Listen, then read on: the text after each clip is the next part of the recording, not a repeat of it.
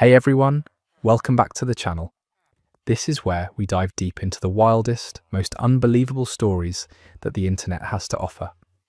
Now before we jump in, just like in every video, I can't thank you guys enough for the love you guys show. In the last video, I mentioned wanting to hit 100 subscribers before July ends, and you guys absolutely smashed my expectation. Thank you so much.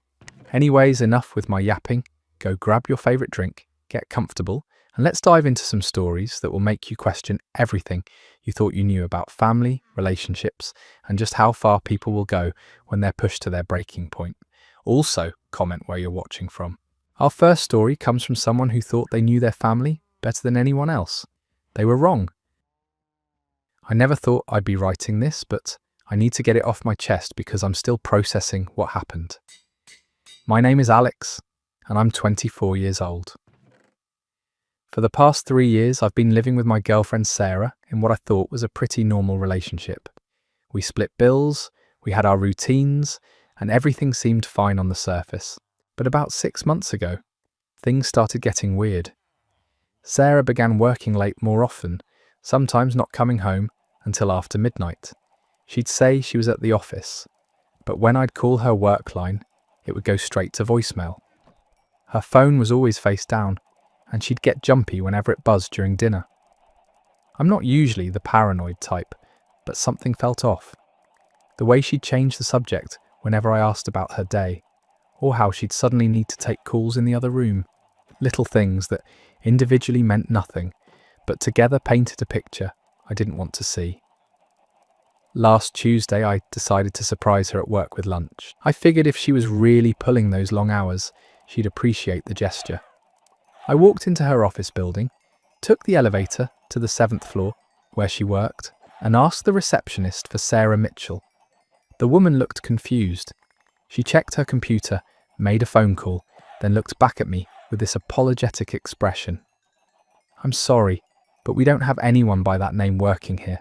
Are you sure you have the right company?" My stomach dropped. I showed her a picture of Sarah on my phone, described her job title, everything. Nothing. The receptionist was patient with me, but it was clear. Sarah had never worked there.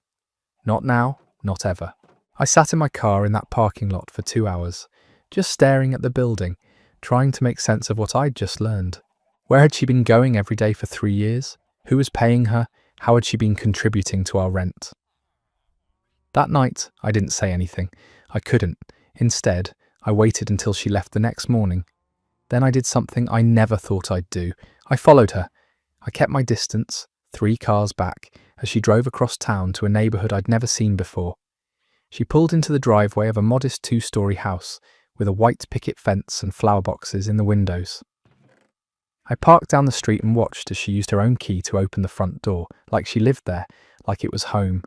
I waited until she went inside, then I called in sick to work and spent the entire day parked on that street. Around 3:30, I saw something that made my blood run cold. A school bus stopped in front of the house, and 2 kids got off. A boy who looked maybe 8, and a girl who couldn't have been older than 6. They ran up to the front door, and Sarah opened it before they could even knock. She hugged them. She ruffled the boys' hair. She took their backpacks and ushered them inside like she'd done it 1,000 times before. I sat there until almost midnight, watching through the windows as they had dinner together, as she helped them with homework, as she tucked them into bed. At one point, a man came home, tall brown hair, wearing a business suit. He kissed Sarah on the cheek, and they stood in the kitchen talking, while she made him a plate of food. She had another family, a whole other life that I knew nothing about. When she finally came home to our apartment that night, she acted completely normal. Asked about my day, complained about her difficult boss, kissed me goodnight like nothing had happened. I played along because I didn't know what else to do. The next few days were torture. I kept waiting for her to slip up, to give me some sign that she was ready to tell me the truth, but she didn't. She just kept living this double life, like it was the most natural thing in the world. Finally, last Sunday, I couldn't take it anymore. I waited until she was in the shower, then I went through her purse. I found a second wallet hidden in a zippered compartment, one with a different driver's license. Same picture, same Sarah, but the name read Sarah Chen, and the address was the house I'd watched her enter. There were credit cards in that name, membership cards, even photos of her with those kids at what looked like a school carnival. In one picture, she was wearing what looked like a wedding ring. When she came out of the bathroom, I was sitting on the bed with both wallets in my hands. Her face went completely white. "Alex, I can explain," she said, but I held up my hand. 3 years, I said. 3 years I've been living with someone who doesn't even exist. She sat down across from me, and for the first time since I'd known her, Sarah looked small, vulnerable. "My real name is Sarah Chen," she said quietly. "I'm married to David. Those are our kids, Emma and Jake. We've been married for 10 years. I felt like I was going to be sick. "So, what am I? What is this?" She started crying then, these quiet tears that somehow made everything worse. "I love David. I love my kids. But I felt so trapped, so invisible. Being a wife and mother is all I was, and I started to disappear. I created Sarah Mitchell as an escape, a way to be someone else, even if it was just for a few hours." "A few hours," I laughed, but there was no humour in it. "You've been living here for 3 years. You share my bed every night. It started as just an apartment I'd rent to get away sometimes. But then I met you at that coffee shop, and you were so different from David. You saw me as this independent woman with her own career and her own life. I liked who I was when I was with you." I stood up then because I couldn't sit still anymore. "So you just decided to have 2 lives, 2 relationships? Did it ever occur to you that maybe David deserves to know his wife is living with another man? David thinks I've been working late shifts at a consulting firm downtown. He thinks I'm travelling for work when I'm here with you." The scope of her deception was staggering. She'd been lying to everyone, to me, to her husband, to her children. She'd built this elaborate double life and maintained it for years without either family knowing about the other. "I never meant for it to go this far," she whispered. "At first I thought I'd just keep the apartment for a few months. But then we got serious and I couldn't figure out how to tell you the truth without losing you. You were never going to tell me, were you?" She didn't answer, which was answer enough. I told her she had, until the end of the week, to figure out what she wanted to do. But she couldn't keep living both lives. She had to choose. Either she was going to tell David everything and leave him, or she was going to end things with me and go back to being a full-time wife and mother. She chose David. She chose her real family. She moved out 3 days ago. She left a letter explaining that she was going to therapy, that she was going to tell David everything, and that she hoped someday I could forgive her. She said she never meant to hurt anyone, but she knew that didn't make it okay. I'm still trying to process it all. For 3 years, I was in love with someone who didn't really exist. The woman I thought I knew was just a character she created to escape her real life. Every memory we made, every moment we shared, it all feels tainted now because it was built on lies. The worst part is, I can't even be angry at her husband and kids. They're victims in this too. They have no idea that their wife and mother has been living a secret life for years. Maybe they'll work it out, maybe they won't. But at least now everyone knows the truth. I don't know what I'm supposed to do with this. How do you move on from something like this? How do you trust anyone again when someone can lie so completely, so convincingly, for so long? That story is absolutely devastating. 3 years of someone's life built on a complete fabrication, and somehow the person living the lie managed to compartmentalize it so thoroughly that she could maintain 2 entirely separate families. The psychological complexity of that level of deception is honestly terrifying. But if you think that story was intense, wait until you hear what happened when someone discovered their roommate's disturbing hobby. This next one comes with a warning. It gets dark fast. I'm a 22-year-old college student, and I've been sharing an apartment with my roommate Marcus for about 8 months now. We found each other through a roommate matching service, and at first everything seemed normal. He was quiet, kept to himself, always paid his share of the bills on time. The perfect roommate, really. Marcus works night shifts at some warehouse job, so our schedules barely overlap. I'm usually asleep by the time he gets home, and he's sleeping when I leave for classes in the morning. We'd see each other maybe once or twice a week, just long enough to exchange pleasantries about bills or whose turn it was to buy toilet paper. About 3 months ago, I started noticing weird smells coming from his room. Not like garbage or dirty laundry, something chemical, sharp, like bleach mixed with something else I couldn't identify. When I asked him about it, he said he'd been doing some kind of art project that involved cleaning supplies. It seemed reasonable enough, so I didn't push it. Then I started finding things, little things that individually didn't mean much, but together started to paint a disturbing picture. Hair ties that weren't mine in the bathroom drain. A single earring on the kitchen counter that I'd never seen before. Women's clothing in the washing machine that definitely didn't belong to anyone I knew. When I asked Marcus about these things, he always had explanations. The hair ties were from his sister, who'd visited. The earring belonged to a girl he was seeing. The clothes were from the same girl. She'd left them after spending the night. But here's the thing. I'd never seen this mysterious girlfriend. Never heard her voice. Never saw her come or go. For someone who was apparently spending nights at our place, she was remarkably invisible. Last month I started having trouble sleeping.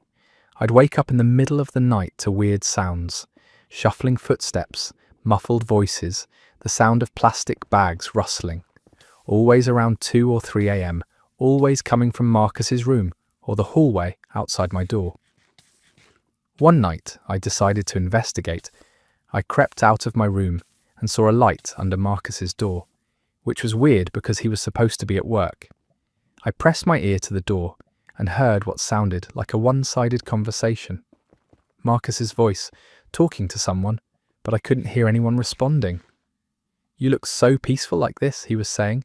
"So much better than when you were fighting." My blood ran cold. I backed away from the door as quietly as I could and spent the rest of the night wide awake, staring at my ceiling. The next morning, I checked the parking lot. Marcus's car was there, even though he should have been at work. When I texted him asking if everything was okay, he said he'd called in sick with food poisoning. That's when I started paying closer attention to his schedule. I kept a log for 2 weeks, noting when his car was there, when I heard him moving around, when those weird late-night sounds happened. The pattern that emerged made my stomach turn. Marcus wasn't working night shifts. He was leaving the apartment around 10 p.m. and coming back between 1 and 3 a.m., always carrying large bags or containers. Then he'd spend hours in his room, doing God knows what, before finally going to sleep around dawn. Last Wednesday, I made a decision that probably saved my life. I hid a small camera in the hallway, one of those nanny cams that looks like a regular wall outlet. I needed to know what was happening in my own home. The footage from that first night was worse than anything I could have imagined. At 2:17 a.m, Marcus came home carrying what looked like a large duffel bag, but the way he carried it, the way it moved, it wasn't clothes or sports equipment. It was heavy, awkward, and parts of it seemed to shift independently. He struggled to get it through the front door, then dragged it down the hallway toward his room. As he passed under the hallway light, I caught a glimpse of what was sticking out of the partially unzipped bag.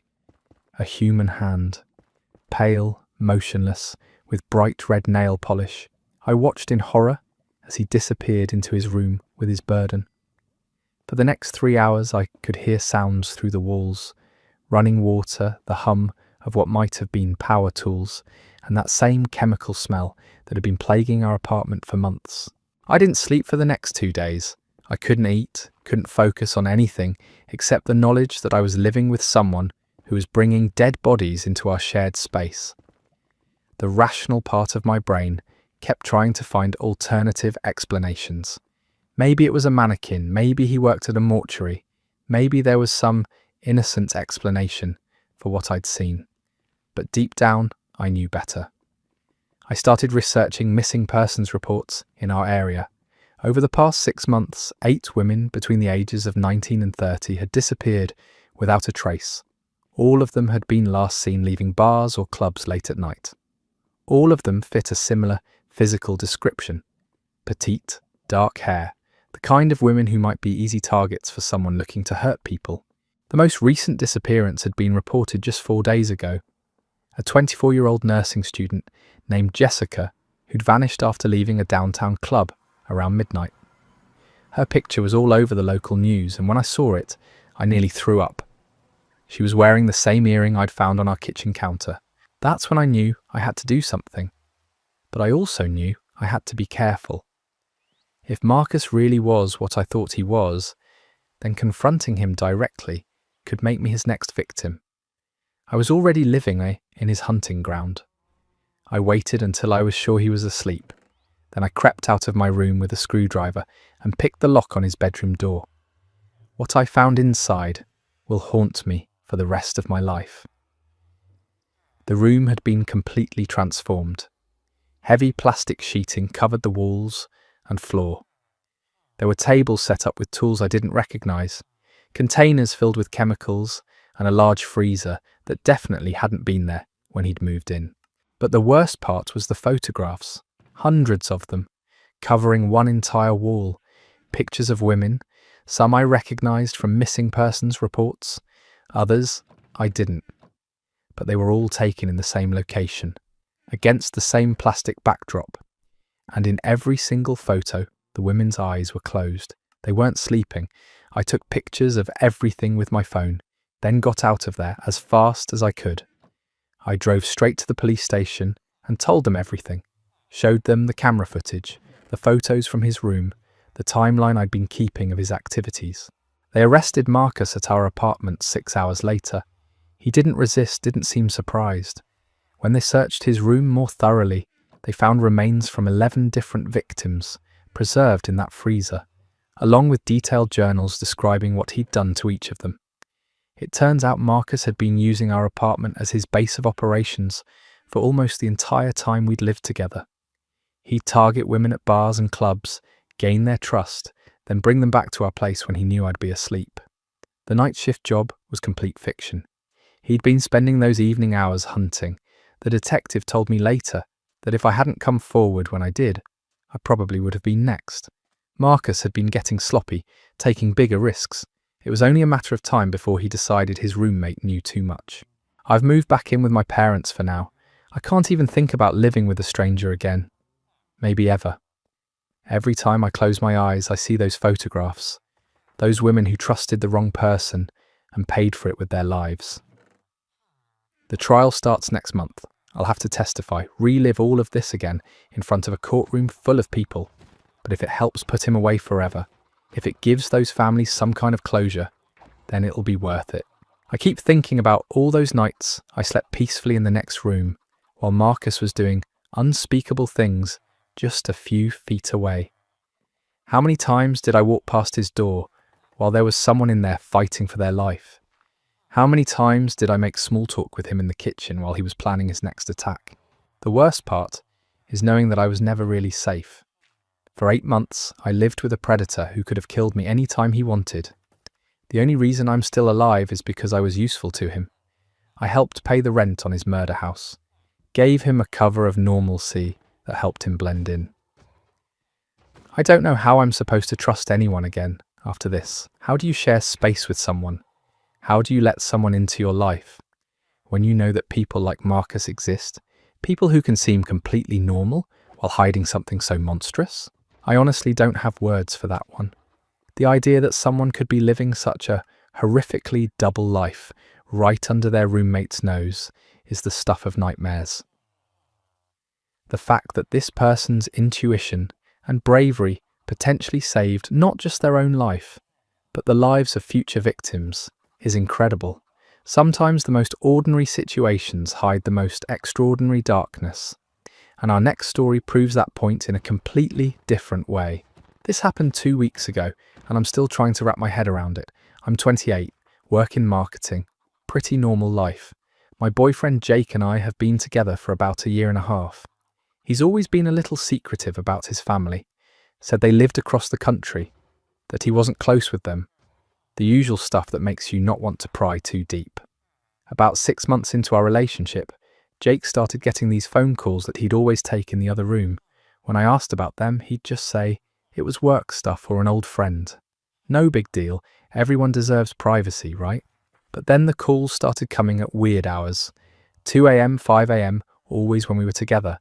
And Jake's reaction to them was strange. He'd get this panicked look, grab his phone, and disappear for sometimes an hour at a time. When he'd come back, he'd be exhausted, emotionally drained, but he'd never want to talk about it. The turning point came 3 weeks ago when we were at dinner and his phone rang. Jake looked at the screen and his face went completely white. He declined the call, but immediately got a text that made him stand up from the table. "I have to go," he said, already reaching for his wallet. "Family emergency." I offered to come with him, to help however I could, but he shut that down fast, said it was something he had to handle alone, that he'd explain later. He kissed me goodbye and left me sitting there with 2 full plates of food and a check I had to pay myself. He didn't come home that night or the next night. For 3 days I got nothing but brief texts saying he was dealing with family stuff and that he'd be back soon. No phone calls, no real explanations, just enough contact to let me know he was alive. When he finally came home, he looked like he'd aged 5 years. His clothes were wrinkled, he had dark circles under his eyes, and he smelled like cigarettes, even though he doesn't smoke. I tried to get him to tell me what happened, but he just said his mum had been in the hospital and everything was fine now. Something about his story didn't add up. If his mum had been in the hospital, why couldn't I come? Why couldn't he take my calls? Why did he look more guilty than worried? Last week I did something I'm not proud of. Jake was in the shower and his phone was on the nightstand. I'd never gone through his phone before. I'm not that person, but I was tired of feeling like I was dating someone I didn't really know. What I found changed everything. The recent calls weren't from his family. They were from someone named Michael, and when I scrolled through their text conversation, my heart started racing. "She's asking questions again," Jake had written. "I don't know how much longer I can keep this up." "You have to," Michael had replied. "Emma needs you. We all need you. I hate lying to her, but what choice do I have? If she finds out the truth, she'll leave." The truth would destroy everything, you know that. And I kept scrolling, going back months in their conversation. What I pieced together was impossible to believe, but the evidence was right there in front of me. Jake wasn't just in a relationship with me. He was married, had been for 6 years. His wife's name was Emma, and she was struggling with severe mental health issues. The late-night phone calls weren't from work or friends, they were crisis calls. Emma having breakdowns, Emma threatening to hurt herself, Emma needing Jake to come home immediately to talk her through whatever episode she was having. Michael was Emma's brother, and from what I could tell from their messages, he'd been covering for Jake, helping him maintain this double life, so that Emma wouldn't have to deal with the stress of a divorce on top of everything else she was going through. "The doctors say she's getting better," Jake had texted Michael a few weeks earlier. "Maybe another 6 months, and she'll be stable enough for me to tell her about the separation." "And what about your girlfriend?" Michael had asked. "I love her," Jake replied, "but Emma comes first. She always has to come first." I felt sick reading those messages. For 1.5 years, I'd been the other woman without knowing it. Every time Jake disappeared for days at a time, he was going home to his wife. Every time he said he couldn't spend the night because of work, he was probably tucking Emma into bed. But the worst part was understanding why he'd done it. This wasn't some selfish affair where he wanted to have his cake and eat it too. This was a man who was trapped between his obligation to his mentally ill wife and his desire for a normal relationship with someone else. When Jake came out of the bathroom, I was sitting on the bed with his phone in my hands. He took one look at my face and knew exactly what had happened. "How long have you known?" I asked. He sat down on the edge of the bed, as far from me as possible. "Known what?" "About Emma, about your wife." Jake buried his face in his hands. For a long time, neither of us said anything. "We separated 2 years ago," he finally said. "Not legally, but we weren't living together anymore. I moved into an apartment across town, and we were going to file for divorce. But then Emma had a complete breakdown. Hospitalized for 3 weeks. When she got out, her therapist said that any major life changes could trigger another episode maybe worse than the first one. I wanted to be angry, but looking at Jake, I could see how much this had been eating at him. He looked broken. So you've been living a double life for 2 years? I never meant for it to go this long. Emma was supposed to get better. We were supposed to figure out a way to end things that wouldn't destroy her. But every time she makes progress, something happens and she backslides. And I'm just what? A placeholder until your wife is mentally healthy enough to handle a divorce?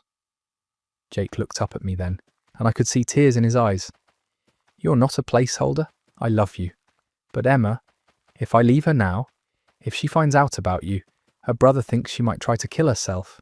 The weight of that statement settled between us. Jake wasn't just cheating on his wife.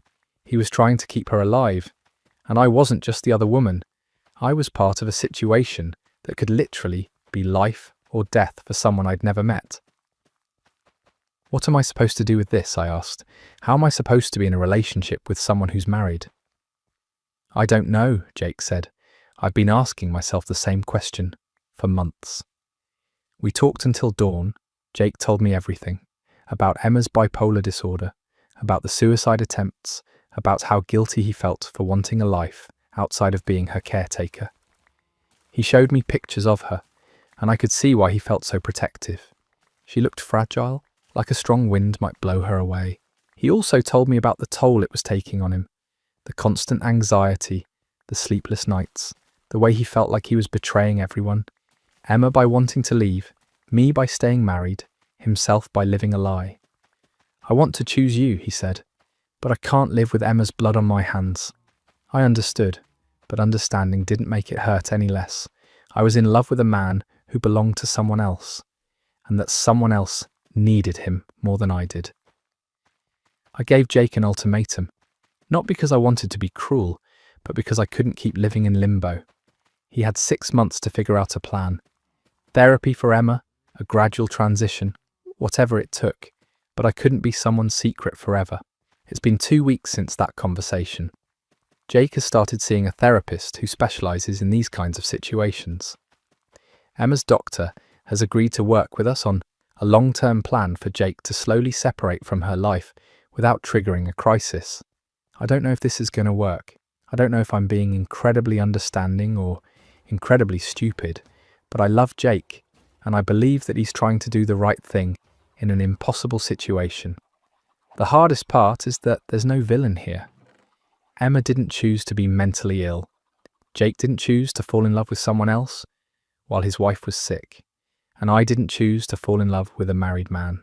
Sometimes life just puts you in situations where every choice feels wrong, and you have to figure out which wrong choice you can live with. That story is a perfect example of how real life is so much more complicated than we want it to be. There's no clean ending, no obvious right or wrong, just people trying to navigate an impossible situation where someone's going to get hurt no matter what happens. Our final story takes us in a completely different direction, but it's equally messy in its own way. Sometimes the people we trust most are the ones hiding the biggest secrets. I'm 35 years old, and I thought I had my life figured out. Good job, nice house, solid marriage to my wife of 8 years, Lisa. We've been trying to have kids for the past 3 years with no luck, which has been hard on both of us, but we've been supporting each other through it. Lisa works as a nurse at the local hospital, and she's always been dedicated to her job. Long shifts, weekend work, always putting her patients first. I've always admired that about her, even when it meant she'd come home exhausted and we'd barely get to spend time together. About 4 months ago, Lisa started picking up even more shifts. She'd leave for work at 6 a.m. and sometimes not come home until after midnight. When I asked her about it, she said the hospital was short-staffed and they were offering overtime pay that we could use for the fertility treatments. It made sense. Those treatments are expensive, and we'd already burned through most of our savings. If Lisa wanted to work extra hours to help us afford another round of IVF, I wasn't going to complain. But then I started noticing things that didn't add up. Lisa would come home from these supposedly exhausting double shifts, looking refreshed, happy even. She'd have more energy than she'd had in months. and she started paying more attention to her appearance. New clothes, new perfume, spending more time on her hair and makeup, even on days when she was just going to work. The first real red flag came when I decided to surprise her at work with dinner. I knew she'd been pulling another double shift, so I figured I'd bring her favourite Thai food, and we could eat together during her break. When I got to the hospital, I asked for Lisa at the nurse's station. The woman behind the desk looked confused. Lisa Mitchell. She's not scheduled today. Actually, I think she's been on vacation this week. My stomach dropped. Vacation? Yeah, she requested the whole week off about a month ago. Said she and her husband were going out of town. I stood there for a moment, trying to process what I'd just heard. Lisa had left for work that morning, like she did every day. She was supposed to be working a double shift, but according to her co-workers, she wasn't even scheduled. I drove home in a daze, my mind racing through all the possible explanations. Maybe there had been a miscommunication. Maybe she'd been called to work at a different location. Maybe she'd picked up shifts at another hospital. But deep down, I knew none of those explanations were true. When Lisa came home that night at her usual late hour, I was waiting for her in the living room. "How was work?" I asked, keeping my voice casual. "Exhausting," she said, dropping her purse by the door. "We were slammed all day. I barely had time for a break." "That's weird," I said, "because I stopped by the hospital around dinner time to bring you food, and they said you weren't scheduled today." Lisa froze. For just a second, I saw panic flash across her face before she recovered. "Oh, that," she said, with a laugh that sounded forced. "I got called in to cover at the downtown location. They probably didn't update the system." It was a reasonable explanation, but something about the way she delivered it felt rehearsed, like she'd been preparing for this conversation. Over the next few days, I started paying closer attention to Lisa's routine. She'd leave for work every morning with her nurse's bag and scrubs, but when she came home, the bag looked exactly the same. No stethoscope around her neck, no hospital ID badge visible, none of the usual signs of someone who'd just worked a 12-hour shift in a medical facility. I also noticed that she'd started keeping her phone with her at all times. Even when she was in the shower, her phone would be sitting on the bathroom counter. She'd never done that before. Last week, I made a decision that felt like a violation of everything I believed about marriage and trust, but I had to know what was going on. I called in sick to work and followed Lisa when she left for her supposed shift. I stayed far enough back that she wouldn't notice me, but close enough to see where she was going. She didn't drive toward either of the hospitals in our area. Instead, she headed to an upscale part of town I'd never seen her visit before. She pulled into the parking lot of a luxury apartment complex and used a key card to get through the security gate. I parked across the street and waited. About 20 minutes later, I saw Lisa walk out of the building with a man I didn't recognize. He was tall, well-dressed, probably in his early 40s. They were holding hands. They got into his car, a BMW that probably cost more than I make in a year, and drove to a restaurant downtown. Through the window, I could see them sitting across from each other, laughing, sharing food off each other's plates like they'd been together for years. I sat in my car watching my wife on a date with another man, and I felt like my entire world was collapsing. They spent 3 hours at that restaurant. Afterward, they went back to his apartment building, and Lisa didn't come out until almost 11 p.m. She drove home, changed into scrubs in our garage, and came inside complaining about how exhausting her shift had been. I wanted to confront her right then, but I was too shocked to form words. Instead, I pretended to be asleep and spent the night staring at the ceiling, trying to figure out how long this had been going on. The next day, I did something I never thought I'd do. I hired a private investigator. What he found out was worse than I'd imagined. Lisa had been having an affair for 8 months. The man's name was Dr. Richard Hawthorne, and he was a cardiologist at a private practice across town. He was also married with 2 teenage kids. But here's the part that really destroyed me. Lisa wasn't just cheating on me. She'd been living an entirely fabricated life with this man. According to the investigator, She told Dr. Hawthorne that she was divorced, that her ex-husband had been abusive, and that she was struggling to make ends meet as a single mother. Single mother. Lisa had told this man that we had a child together, a 7-year-old daughter named Sophie, who lived with her full-time. She'd even shown him fake pictures, apparently taken from her sister's social media, of her with her actual niece.